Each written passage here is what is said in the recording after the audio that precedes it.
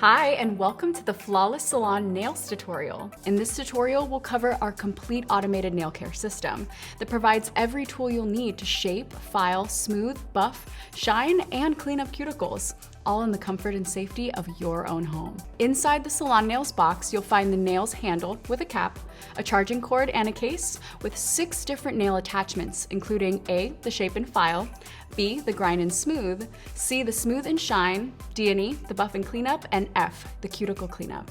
These 6 attachments and our Salon Nails handle can give you the mani-pedi that rivals any salon. The first step is to fully charge the handle, which takes about 2 hours. Just insert the micro USB end of the cable into the charging port on the handle. When the charging is complete, the LED indicator light will turn off. The Salon Nails offers a forward and reverse directional spin, as well as a low and high setting for each. The dots above the dash are the low and high speeds for forward direction. The dots below the dash are the low and high speeds for reverse direction.